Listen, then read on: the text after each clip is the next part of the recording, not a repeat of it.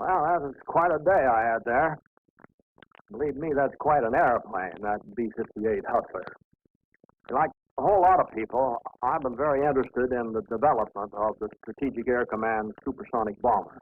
And when Colonel Brick Holstrom gave me a chance to fly, well, that really got me excited. After all, the bird flies Mach 2.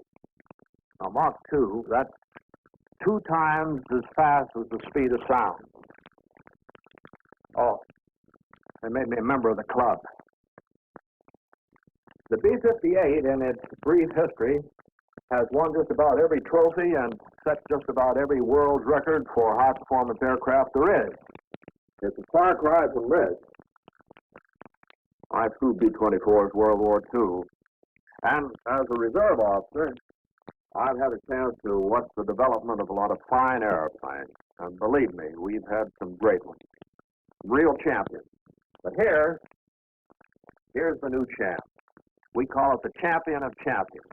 Now, this airplane has already won the Thompson, the Blériot, the Bendix, the McKay, and the Harmon trophies. It sets 14 world records in international competition. That's a performance unequaled in the annals of aviation. Now, don't get the idea that it's just a flying hot rod. The B-58 is a SAC medium bomber. 2 wings, the 43rd and the 305th, are operational. And some of their airplanes are on alert right now, ready to strike enemy targets. Like those before it, the B-58 was developed to do a job for the Air Force no existing weapon system could do. And that job was, and is, a grim one. Total destruction of any enemy aggressor, anywhere on the face of the earth, delivered at supersonic speeds with man-bomber accuracy. Apparently, its unique performance convinced the Air Force it could do what they expected it to. And in a variety of ways. This Delta wing, for instance, because of it, SAC can launch high speed on the deck mission. But let's get that projector going again, and I'll show you some of the film I played. For low-level flying, the Hustler is strictly in a class by itself. This was proved very early when a test pilot flew one from Texas to California at nearly the speed of sound, never more than 500 feet above the ground. A mission that would shake the wings off conventional bombers. You can see the importance of this. It can sneak under enemy radar nets. You can't find it, you know, you can't hit it. Now, there are no records, no trophies for on-the-deck capability. But should a crew ever need this in combat, it could mean mission success, something of far greater importance to them and to all of us.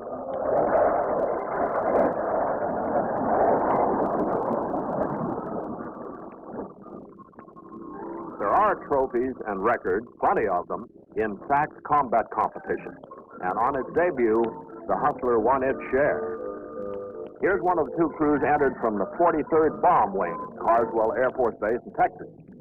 Under combat conditions, they scrambled, boarded, started engines, and got wheels rolling in 2 minutes and 10 seconds. Half the time required for other bombers.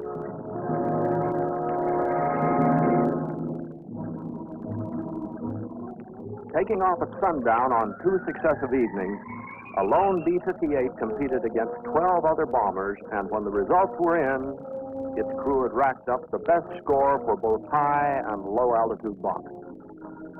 General Thomas S. Power awarded trophies to Major Harold E. Conser, the winning pilot, and his crew.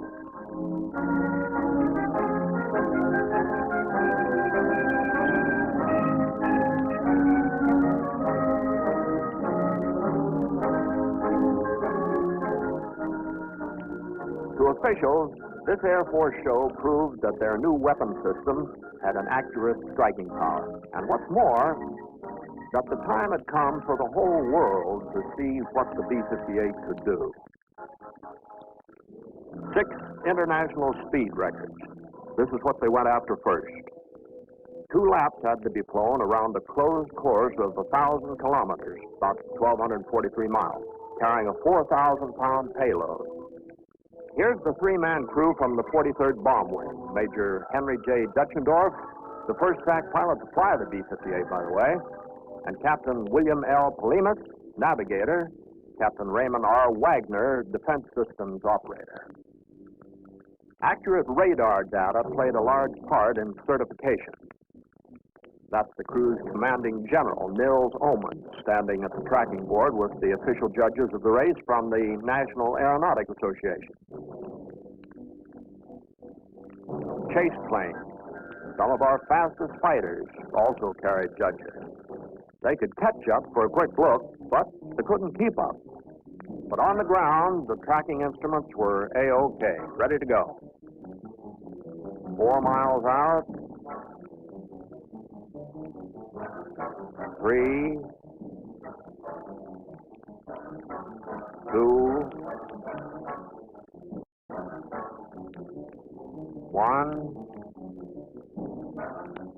and the race is on. NAA officials time it, watch it climb, and a sonic boom as the bomber rips the air. Like an arrow some Indian god might have shot to make it thunder.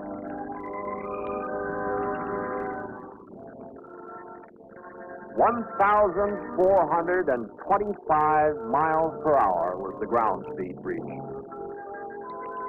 Average speed for the first lap was 1,061. For the second, 1,200.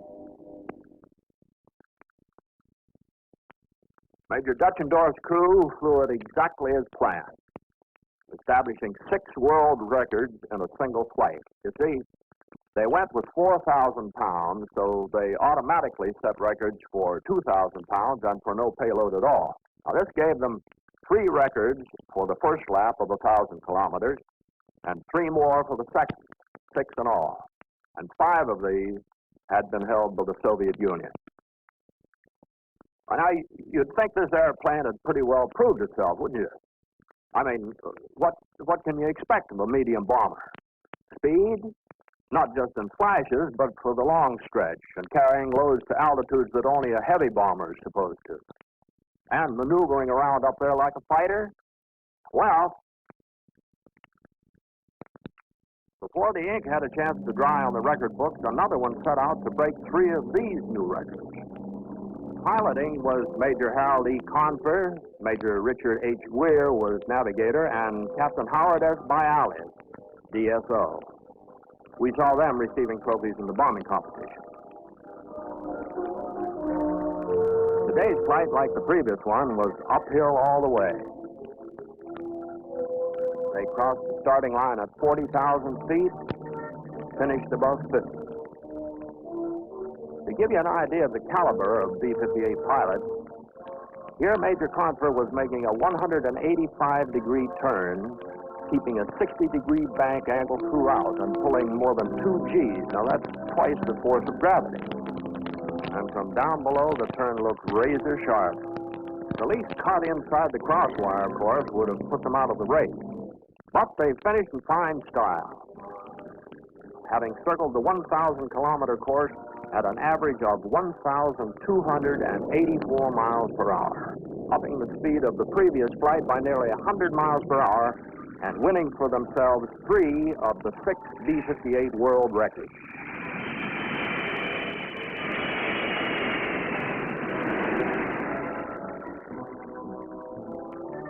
To the men of the 43rd, it was all one. They were keeping the records in the family and preparing a Carswell homecoming Major Confer's crew wouldn't soon forget. Their own families, friends, newspapermen, and VIPs, just about everybody turned out. But who wants to see VIPs or reporters at a time like this, The Thompson Trophy was awarded to Major Confer's crew for speed supremacy and, perhaps just as important, for practical maneuverability in the air. Now, the Thompson Trophy was one we'd all heard about, of course, and respected. But even the few racing buffs who had heard about the next one, the Blériot Trophy, well, they felt that no one short of Buck Rogers would ever win that one. Louis Blériot, The pioneer French aviator first offered the trophy in 1930, the era of Lindbergh. At a time when an airplane would need to fly at least 10 times as fast as the Spirit of St. Louis just to qualify. But Blériot the visionary, he looked for an airplane to come along, perhaps in his own generation, that could fly 2,000 kilometers per hour and hold that speed for 30 minutes. Now, if somebody had asked me 30 years ago if I thought so much progress was possible, I'd probably have said, well, I wouldn't bet on it. But not Monsieur Blériot.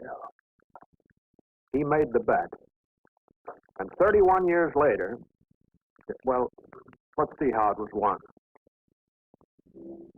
The run was made over a closed course of 669 miles, starting at Edwards Air Force Base in California and reaching points in Arizona and Nevada. The ground crew had done their part. Taking care of a sophisticated bird like this is no job for a shade tree mechanic.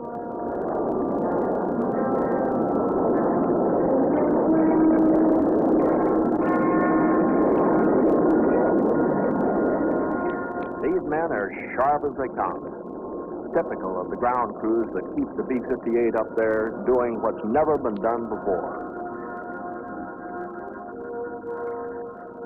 Here's Major Eugene Murphy piloting this one, entering the starting gate at 44,000 feet and climbing. One of the Blériot rules was that altitude at the close of the run must be equal to or greater than the start.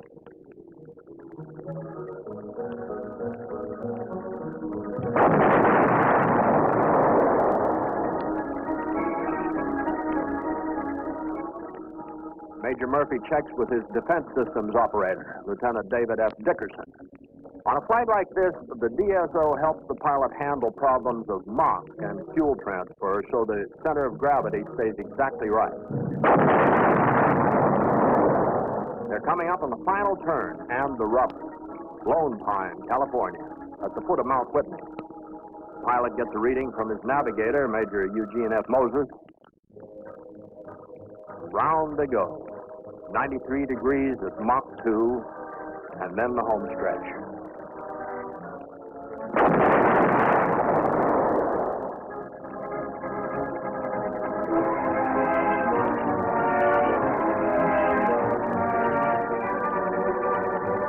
In only one try, the B-58 became the first airplane to average 1,302 miles per hour for 30 minutes. And its crew became the permanent winner of the Blériot Trophy. Those on hand knew they'd witnessed a beautiful performance, precision flying, and teamwork.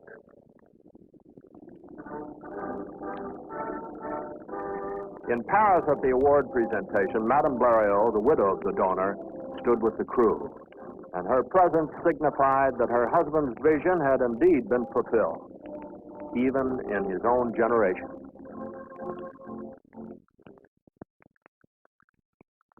Now, from what you've seen already, you've got a pretty good idea of the Hustler's speed, endurance, and versatility. It has another extraordinary capability, too: high altitude. World altitude records for payloads of 5,000 kilograms, that's slightly over 11,000 pounds, and 2,000 kilograms were held by the Soviet Union.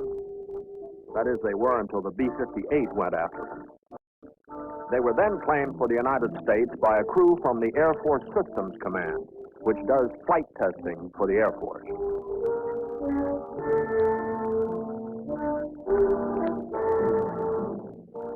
A veteran test pilot, Major Fitzhugh Fulton, approached the pull-up point at 35,000 feet, pouring on the cold.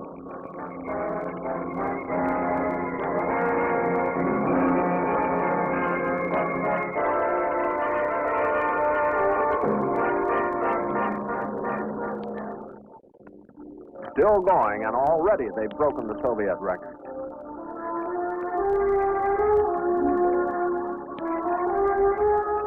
There's the peak after a bullet-like trajectory.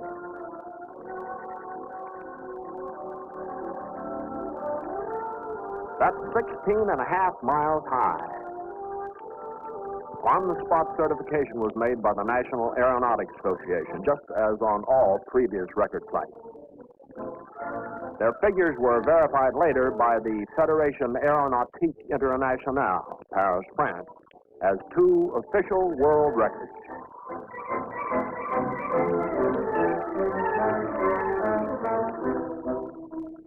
Although flights like this are pretty much all in a day's work to test crews, this one must have given special satisfaction to Major Fitz Fulton, who early in 1957 was the first Air Force test pilot to fly a B-58. Other members of the high-altitude crew were Captain William R. Payne, navigator, and a civilian flight test engineer, Charles R. Haynes.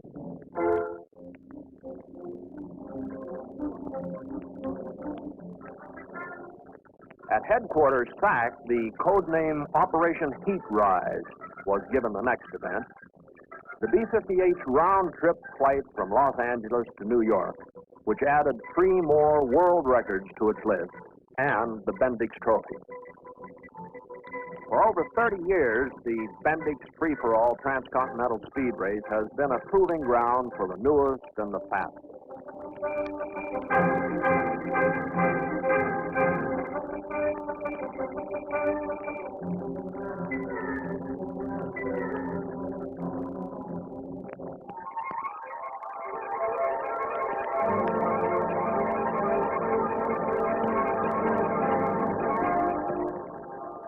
Starting back when a daring young pilot by the name of Jimmy Doolittle took off from a Los Angeles suburb and made tracks east, following roughly the same course out of Los Angeles as Captain Robert G. Sowers, the B-58 pilot.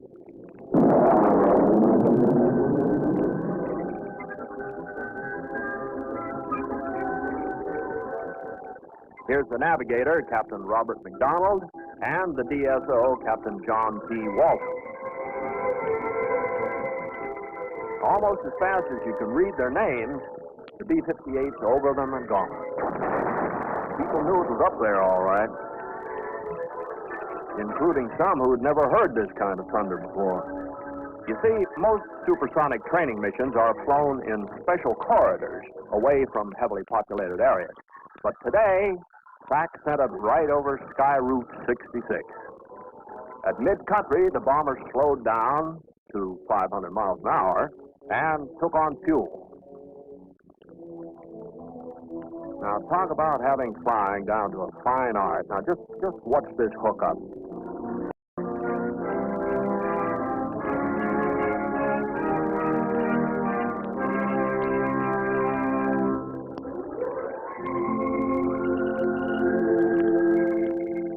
With their tanks full again, they're ready to take the giant step on to New York. Each passing minute puts them 20 miles further along. Air Force officials were sweating it out with the NAA, ready for the time hack. And high overhead, an official waited to make an eyewitness validation of the finish.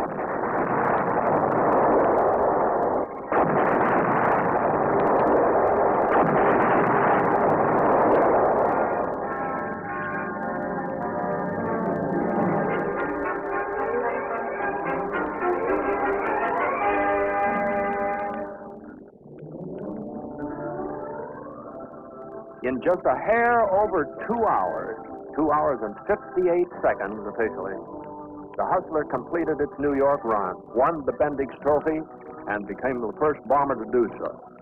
But this is just half the story. Turning around, the crew headed right back for Los Angeles, trying to beat the sun's westward track across the country. Such greats as John Glenn had tried the sun run without success in manned aircraft.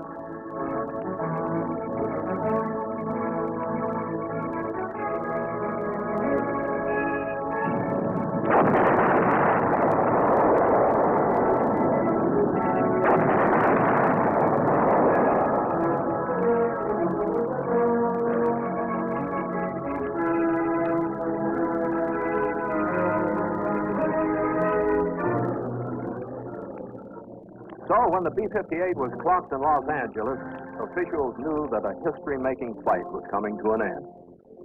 The sun had been challenged and beaten by 41 minutes.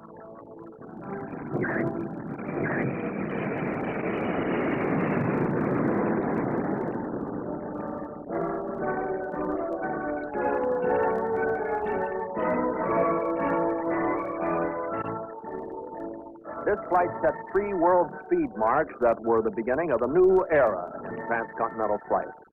L.A. to New York in just over 2 hours, New York to L.A. in 2 hours and 16 minutes, and a round trip in 4 hours and 41 minutes.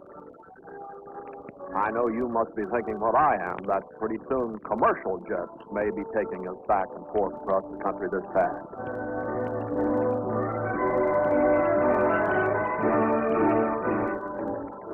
Immediately after the flight, the Bendix Trophy was presented to Captain Sowers, McDonald, and Walton, and the Distinguished Flying Cross was awarded them by General Thomas S. Power.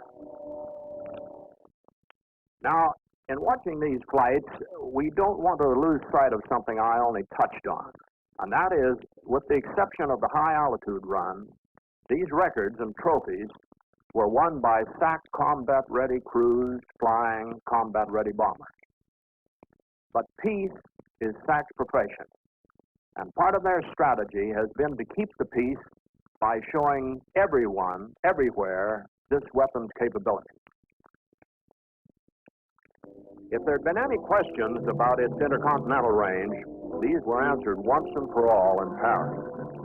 At the famous Le Bourget Field, a highlight of the International Air Show came when a Hustler touched down after spanning the North Atlantic at an average speed of 1,089 miles per hour.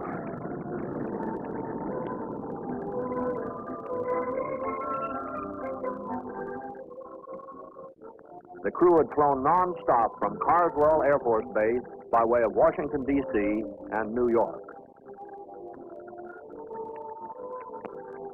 Their time from Washington to Paris was 3 hours, 39 minutes. From New York to Paris, 3 hours and 20 minutes, including 2 aerial refueling.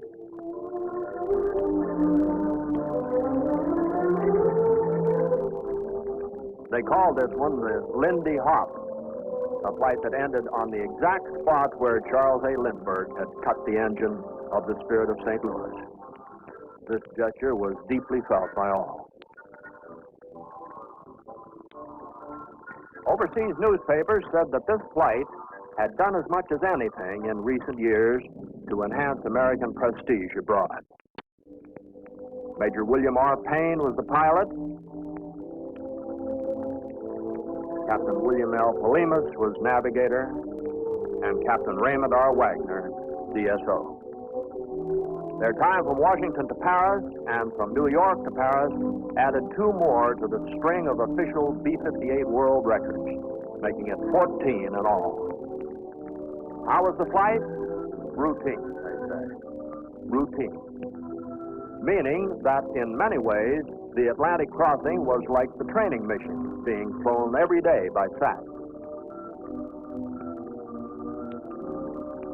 But in other ways, of course, as they themselves knew when they got together around the Lindbergh plaque, their Lindy Hop came with the award of the Harmon Trophy. In a White House ceremony, President Kennedy personally honored the pilot for outstanding contribution to aviation. For outstanding contribution to aviation and peace in our time. Well, I guess that just about sums up the story of the B-58 force. It's a success story. 14 international records and 5 major trophies won by the only bomber in the free world that's operational at supersonic speed. Now, it may never be used in anger. We hope and pray it never will. But if it is, the Strategic Air Command B-58 force has the airplane to do the job.